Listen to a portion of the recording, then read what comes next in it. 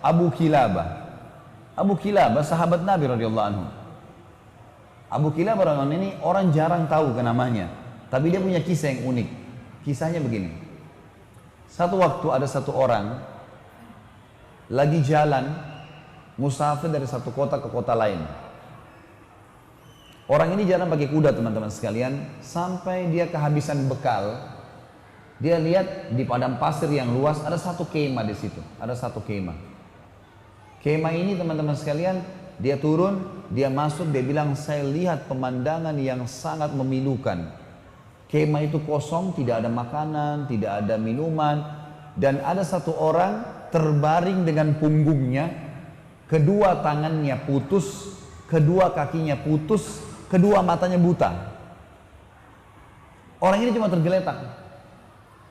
Lalu saya bilang, Assalamualaikum warahmatullahi wabarakatuh. Orang itu jawab, Waalaikumsalam warahmatullahi wabarakatuh. Lalu kemudian saya datang mendekati dia, dan saya lalu berkata pada dia, siapa anda ini? Dan apa ceritanya anda ada di padang pasir ini? Kata dia, saya salah satu hamba Allah. Kata orang yang sedang lumpuh dan matanya buta, saya salah satu hamba Allah gitu. Lalu ditanya kembali, kamu siapa? Dia bilang, saya musafir, sedang kebetulan lewat, butuh minuman dan makanan, kehabisan, gitu kan. Kata orang ini,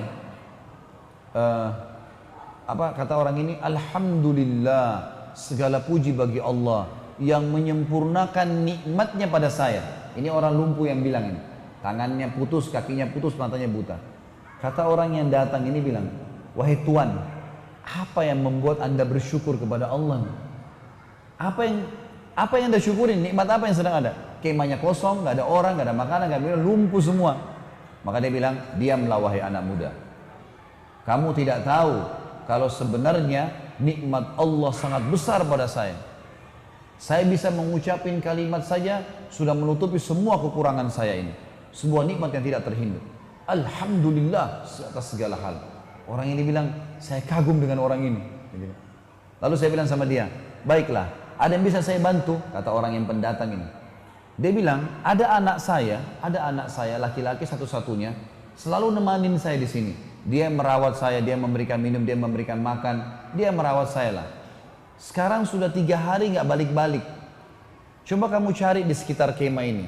Siapa tahu ada. Dan memang perlu kamu tahu di padang pasir ini yang hidup cuma saya sama anak saya, nggak ada orang lain.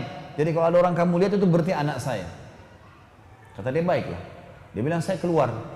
Nggak jauh dari kemah itu ada jenazah manusia yang lagi dikerumuni oleh singa. Lalu saya bilang, pasti ini anaknya, tapi sudah mati, lagi dicabit-cabitin dagingnya oleh singa. Lalu saya kembali, saya bingung gimana caranya menjelaskan kepada orang ini. Dia sendiri susah, hidupnya di padang pasir sendirian, lumpuh, dan anaknya dimakan singa. Lalu saya pun datang, lalu saya mengatakan, wahai saudaraku, kata orang ini, pendatang bilang sama orang yang lumpuh ini, wahai saudaraku, apakah anda mengetahui kisah Nabi Ayub? Kata orang itu, tentu saja.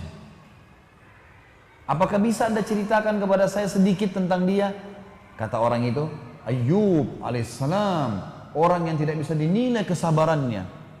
Orang yang dicoba sama Allah 20 tahun dengan penyakit, 20 tahun dengan mati semua anaknya 12 laki-laki, 20 tahun dengan penyakit kusta, sehingga ditinggal oleh kaumnya.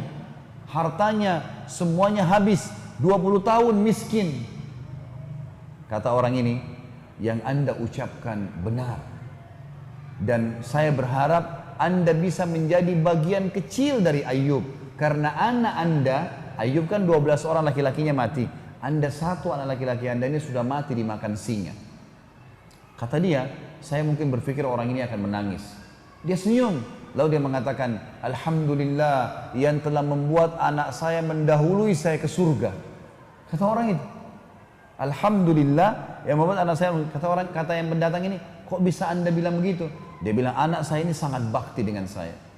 Menurut teori syariah, ya, kalau bahasa sekarang, kalau dia bilang, menurut pemahaman agama yang jelas, yang saya yakini, kalau anak soleh, dia sholat, dia jaga ibadahnya sama Allah, bakti dengan orang tuanya, masuk surga.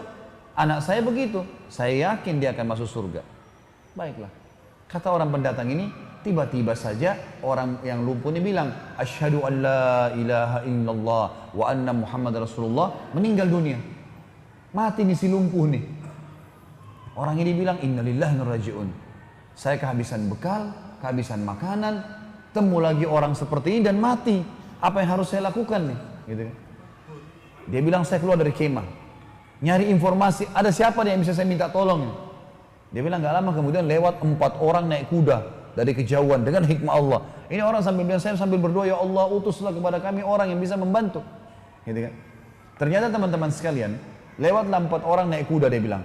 Penampilannya kayak orang-orang kerajaan, rapi, kudanya rapi gitu, dengan kecepatan tinggi. Saya pun teriak dari jauh, hai fulan, berhentilah. Ternyata dengan hikmah Allah mereka dengar saya. Mereka pun datang, lalu mereka bilang, ada apa dengan kamu? Kenapa kau minta tolong? Ada sesuatu?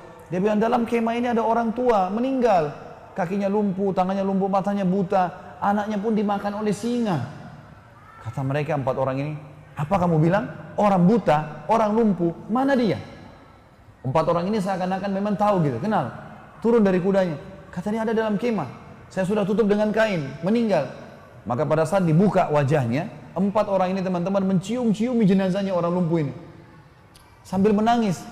Orang ini tambah tidak mengerti. Kenapa kalian nangis? Siapa orang ini gitu? Kata 4 orang itu, kok nggak kenal siapa orang ini? Dia bilang tidak. Ini Abu Kilab al-Jurumi. Ini sahabat Nabi. Satu-satunya sahabat Nabi yang masih hidup sekarang, ini orangnya. Dia sudah lama kami cari karena disuluh oleh raja untuk jadi hakim. Dia larikan diri karena tidak mau jadi hakim. Dia sampai tinggal di padang pasir. Dan ini orangnya, ini orang terkenal dengan kesolehannya, doanya mustajab. Gitu.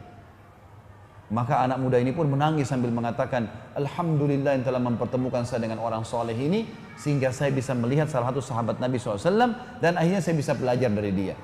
Tapi pelajaran kita teman-teman, bagaimana Abu Kilabah dengan kenal Tuhannya, tahu kalau cobaan dunia hanya di dunia. Kalau ada orang lahir di muka bumi teman-teman, sebagai orang beriman harus yakin ini ya. Lahir matanya buta, tangannya dua-dua putus, kakinya dua-dua putus pun, lumpuh total, lahir di muka bumi, ini hanya sifatnya duniawi. Pada saat dibangkitkan hari kiamat nanti, karena jasadnya akan dimakan oleh tanah, dibangkitkan hari kiamat, nggak ada lumpuh, nggak ada cacat, fisik baru. Kata Nabi SAW, semua manusia akan dibangkitkan pada hari kiamat, laki-lakinya seperti poster Adam, 60 siku ke langit, 27,5 meter, dan semua perempuan seperti ibunya Hawa, 40 siku ke langit, 17,5 meter.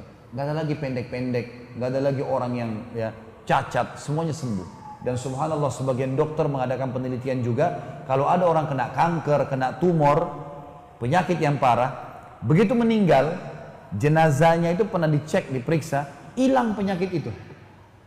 Jadi hanya sifatnya duniawi, di jasadnya itu sudah tidak ada penyakit itu, hilang bersamaan dengan ruhnya keluar. Jadi teman-teman orang beriman tahu, yang membuat Abu Kilabah bisa sabar, dia tahu ini dunia, sabarin aja. Yang penting beriman, nanti di akhirat dikasih semuanya. Aman. Bagaimana manfaatnya orang yang kenal Tuhannya?